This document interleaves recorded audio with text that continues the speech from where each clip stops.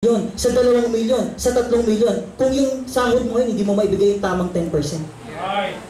Na ibibigay mo, alabag pa sa loob mo. That's why God love it a cheerful giver.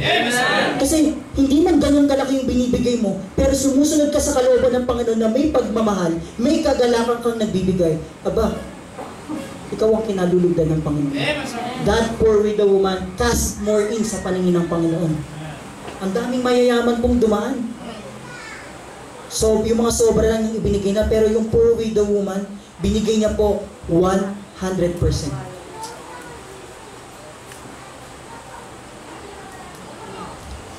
Pagdating sa tithes and offering, isa po yan sa mga measurement ng maturity ng isang Kristiyano. Diyan mo masusubok kung isang Kristiyano matured enough pagdating sa paglilingkuran. Kasi mga kapatid, physical lang yan. Nawawala ang pera. Kung sa mga ganyang bagay, sa mga temporary things, nasusubukan ka, nakakahiya sa Panginoon. Hindi ko alam. Hindi alam ni Pastor, hindi alam ng katabi mo kung faithful ka sa pagbibigay. Pero batid ng Diyos. At alam ko, pinapakita sa iyo ng Panginoon. Pinaparamdam sa iyo ng Panginoon sa buhay mo. At dapat kapatid, dapat maramdaman mo yan. Huwag mong baliwalain yung paalala sa iyo ng Panginoon. Huwag mong baliwalain yung mga pinapakita sa iyo ng Panginoon na nagkukulang ka. Kasi pag binaliwala mo yan, magulat ka kapatid, baliwalain ka din ng Panginoon. Ewan ko na lang kung ano mangyari sa iyo. Napakasarap na tayo tinuturuan ng Panginoon sa tama. Imagine niyo po yung mga kinukwento ng mga previous preachers natin, nag-o-offering 20%, 30%. Imagine niyo, bakit kaya dumarating sa punto ng buhay nila na kaya na nilang ibigay ng higit sa 10%? Maaari na patunayan nila na yung binibigay nilang sobra, ibinabalik din ng Panginoon. Alam ko sa atin po, minsan napatunayan na rin sa atin yun ng Panginoon. Kung napatunayan na sa atin ng Panginoon, dapat ba tayong matakot? Minsan yun yung nagiging ko sa yung fear. Yung point, ito po, reality speaking sa ating mga Kristiyano, ito po ang katotohanan. Kapag tayo dumarating sa punto na tinatabi na natin yung tithes and offering natin, at alam nating medyo malaki, nandun na yung fear. Tama? Yan po ang katotohanan. Hindi niyo po yan maitatago dahil ako po ay dumating sa ganyang pagkakataon. Kumbaga, yung fear na yan, laging nandyan yan. Pagdating sa giving. Pero kung yung fear na yan ang magdadrive para gawin mo yung tithes and offering mo, baka kupitan mo lang ang Panginoon. Pero pag faith ang pinag-iral natin mga kapatid, yung amount na yan maliit na lang sa'yo. Kung tutusin 10%, ang laki pa rin nun sa'yo. 90% ang nasa iyo kapatid. God is not looking with the amount, but with the portion of your giving. Bilang mga Kristiyano, bilang mga anak niya, masarap na makita tayo ng Panginoon na sumusunod sa kalooban niya. Amen? Yung magulang nga lang di ba? Na makita yung anak niya na kapag ka pinabili, may binabalik talaga yung sukli. Masarap sa pakiramdam Walang kupit. Di ba? Ang hirap naman palaki. Hindi man tayo papalakihin ng Panginoon na gano'n. Nakukupitan mo yung magulang mo. Amen? At napakasarap bilang magulang, kung ano yung pinapakita sa iyo ng Panginoon yun din yung ituturo mo sa mga magiging anak. Kung ikaw faithful ka sa giving, hindi mo nang masasabi yung anak mo magiging faithful din sa giving Hindi naman namamana yan not unless ituturo mo. At yung makikita sa iyo. Kung gusto mo yung anak mo, hindi ayaw mong maging madamot sa Panginoon, ikaw rin. Huwag kang maging madamot sa Panginoon. Sino ba muna magtuturo dyan? Kapitbahay mo? Hindi naman baptist ang kapitbahay mo Hindi ituturo talaga yan. Kaya bilang magulang, ako po yung anak. Nakita ko kung paano naging tapat ang magulang ko pagdating sa tithes. Kaya doon yung ginagawa ko ngayon. Amen? Kumbaga, I'm a living testimony. Nakita ko yung magulang ko faithful sa giving. So nakikita ko, ito pala yung tamang gawin. Ngayon, narinig ko yung preaching, nagpa-follow up sa akin. Habang lumalaki ako, nakikita ko, ito pala yung tamang gawin. Kaya mga magulang, kung gusto niyo yung mga anak niyo lumaki ng tapat sa Panginoon, may ipapamana kayo dyan, oo. Pero sila pa rin ang magpapatuloy ng buhay nila. Sila pa rin ang hahawak ng pera nila. Pero kung hindi marunong mag-tithes and offering yan, kahit gano'n pa kalaki, milyon pang ipamana mo, mawawala yan. Kung hindi magiging tapat sa Panginoon. Amen! Richard! Kahit 10 million pa ipamana sa'yo, baliwala yan. Kahit gaano pa kalaki ang ma-receive na pamana ni Sir Paulo, baliwala yan kung hindi ka marunong magtapat sa Panginoon. Yung poor widow woman nga eh, kung titingnan niya na lang yung kakainin niya, yung iinumin niya, yung pangangailangan niya sa susunod na araw, wala siyang kapartner, hindi niya nabibigay yung 2 mites. Para saan pa? Di nawala na ako. Sino tutulong sa akin? Pero hindi niya naging basis tong poor widow woman. Tiningnan niya, ibibigay ko ang para sa Panginoon at bahala na ang Diyos para sa akin. Mga kapatid, minsan yun lang sapat na. Pag binigay mo sa Panginoon, huwag mo nang isip, paano yung ganito? Paano yung babayaran ko? Ganto, ganyan. Yan yung nagiging cause eh, para hindi ka maging faithful sa giving. Ginugulo mo yung isipan mo sa mga bagay na hindi mo naman kayang gawin, na tanging Diyos lang ang may magagawa. Ibigay mo sa Panginoon, then let God will be done. Hayaan mo na ang Diyos, kapatid. Basta ang mahalaga, naging tapat ka. At ang Diyos hindi yan unfair, para pagkulangin ka. Amen? Maging faithful tayo sa giving. At dapat maging masaya tayo pag nagbibigay. Kasi hindi naman para lang sa kapitbahay mo yan, o hindi lang para lang sa sarili mo yan. Para din yan sa pamilya mo. Pag pinagpala ka ng Panginoon, pwede bang hindi i-share sa kapatid mo? Di ba?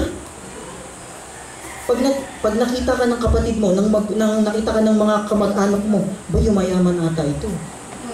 Si Jonathan, ba umaasenso? Ang Firma family, bigate na. Makikita yung testimony mo. Ano na lang sasabihin mo? Pag tinanong ka, hindi 5-6 ang i-recommend mo. Hindi werte, hindi loto ang sasabihin mo. Hindi sasabihin mo, maging tapat ka sa Panginoon. Amen? Naniniwala po tayo dito, lahat ng mga Kristiyanong pinagpala ng Panginoon, that's your secret. Sa lahat ng secret, yun po ang lantad. Amen? Tama po? Lahat ng secret kasi tago eh, hindi sinasabi. Pero lahat ng secret, sa lahat ng secret, pagdating sa pagyaman, yun po ang alam ng lahat. Pero sa lahat ng secret, yun ang hirap gawin. But it's a matter of challenge, mga kapatid. It's a matter of faithfulness.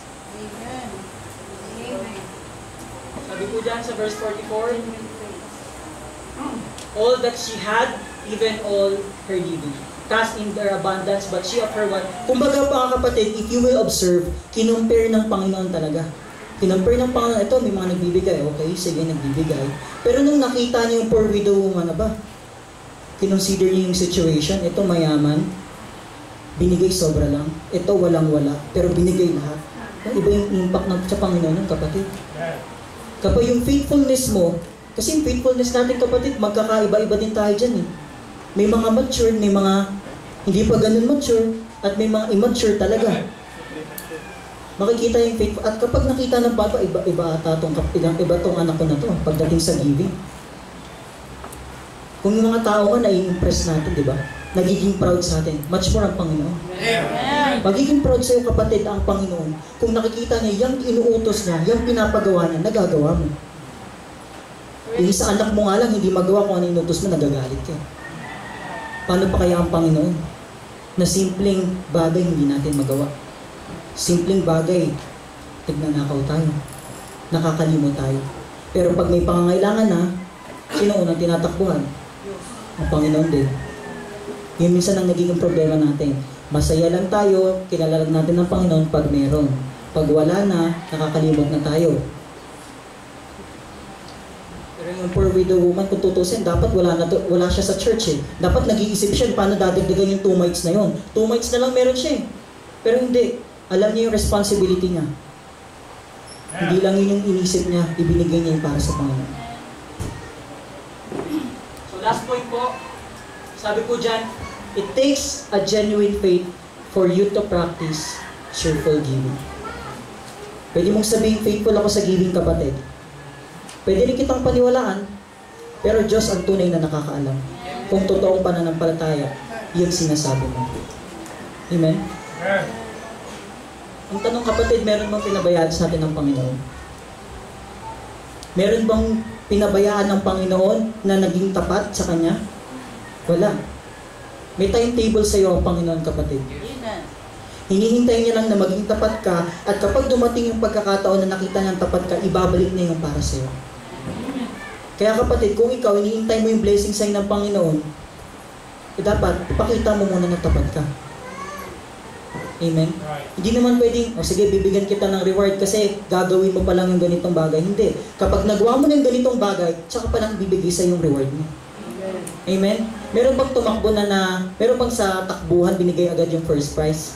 Wala, di ba? Kailangan mo nang makita yung effort. Kailangan mo nang makita kung sino yung mananalo, sino yung magiging faithful. Right. At the end of the race, makikita kung sino yung totoong tapat. Amen? Ganun din sa atin, lahat naman tayo mayroong kanya-kanyang takbuhin. Lahat naman tayo may kanya-kanyang gastusin. Lahat tayo may kanya-kanyang responsibilities. Pero ang tinuturo sa atin ng Panginoon, despite of your struggles, despite of your trials, you have to be faithful. Kasi lahat ng trials, struggles na yan, masusolusyonan kapag naging tapat ka sa Panginoon. At kapag hindi ka naging tapat, kahit ilang takbuhin pa yan, kahit ilang taon pa yung lumipas, paulit-ulit lang ang ituturo sa'yo at hindi mo ina-apply, ganun at ganun lang din ang mangyayari sa buhay mo. Kapatid, sinasayang mo lang yung panahon. Sinasayang mo lang yung mga pagkakataon na naririnig mo yung Word of God. Hindi mo naman ina-apply. Sa susunod na linggo, sa mga susunod na buwan, nanakawan mo ulit ang Panginoon. Baliwala. Yung mga bagay na, di ba sir, mga bagay na paulit-ulit, masakit sa tenga or sakit sa ulo. Alam naman na natin yung solusyon, pinapaulit-ulit lang natin. So bilang mga Kristiyano, it takes a genuine faith for you to practice cheerful giving. Church, may project tayo. Gusto natin mas malaking lote. Amen. Amen. Maging faithful tayo sa Panginoon. Maging tapat tayo pagdating sa pagbibigay. Kung yung poor widow woman nagawa niya ibigay yung 100%. Nandoon yung full trust sa Panginoon. Yung full faithfulness para sa Panginoon. E naniniwala po tayo sa biyaya ng Panginoon. Yung lote na yan, lote pa lang pakinggan, pero darating ang araw, makikita din natin yan. Kaya pagdating sa giving, dapat huwag tayong matakot. Pagdating sa pagkukommitment, lalo't higit para sa Panginoon, huwag tayong matakot. At mas mahalaga, maging part tayo doon. Mas mahalaga as a body, we are part of giving. Lalo't higit para sa Panginoon. Amen? Sabi po dyan, hindi ka masayang magbibigay kung wala kang tunay na pagtitiwala sa Panginoon. Tama po? Pwede nga magbibigay ka, pero pilit, kailangan lang. Pero ang tunay na nagiging tapat sa Panginoon, merong pagtitiwala. Yung pagtitiwala niyan, kapatid, mawo-work out lang yan if you will continue reading and reading the Word of God. And every Sunday, nandito ka, nakakapakinig ka ng preaching. Napakahalaga po niyan. Pagtitiwala sa Panginoon. Maraming bagay tayo mga kapatid na hindi natin kayang i-provide by ourselves. Pero maraming kayang patunayan sa buhay mo ang Panginoon. Na dati akala mo ganito lang, na dati akala mo panaginip mo lang, pangarap mo lang, pero ngayon pinapatunayan sa iyo ng Panginoon. Pero dahil may plano, merong biyaya ang Panginoon, naging tapat ka sa Panginoon, ipapakita niya, literal, sa harap mo mismo, na hindi siya unfair para sa iyo. All you have to do is to be faithful. Minsan mawawalan talaga tayo, pero may ibabalik sa iyo ang Panginoon. Amen? Cheerful giving. Masayang nagbibigay para sa Panginoon. Tumay po tayong lahat, tayo po'y manalangin. Panginoong Diyos, Ama makapangyarihan sa lahat, maraming salamat po. Dahil kayo ang nagtuturo sa amin na kung ano ang tama at kung paano kami higit dapat magtiwala, Panginoon, sa inyo. Tulad ng poor widow woman, Lord, maaaring imposible para sa amin ibigay as of this time yung 100%. But we do believe, Lord God, ma-reach din po namin yung level ng faithfulness ng poor widow woman na yun. Na darating yung punto, Panginoon, na kaya din namin ibigay yung 100% na kung ano yung meron kami, Panginoon. para sa inyo. At naniniwala kami, Panginoon, as we do that, hindi niyo po kami pagkukulangan. Kapatid, marami ng panahon ang lumipas. Marami ng panahon, marami ng Sunday ang lumipas na paulit-ulit ang sinasabi sa iyo ng Panginoon.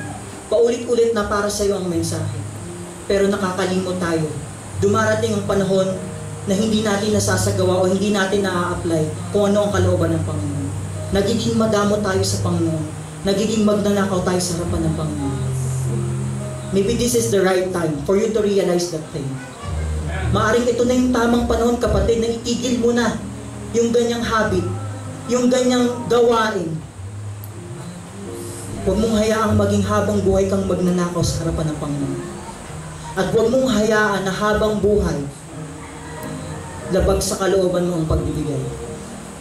Huwag mong hayaang habang buhay, laging kailangan lang kaya ka nagbibigay. Bigyan mo ng puwang sa puso mo ang pagiging maligaya, ang kagalakan pagdating sa pagbibigay. Dahil kapatid, hindi unfair ang Diyos.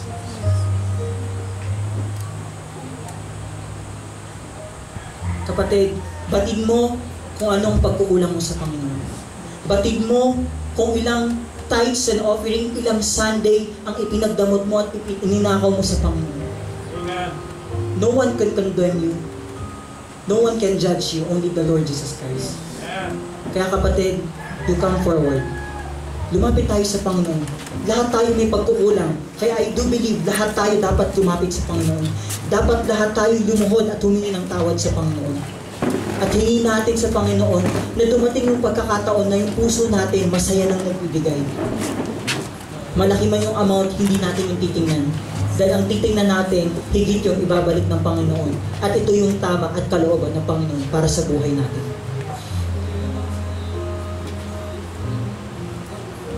You talk to God, kapatid. Hindi alam ng kapatid.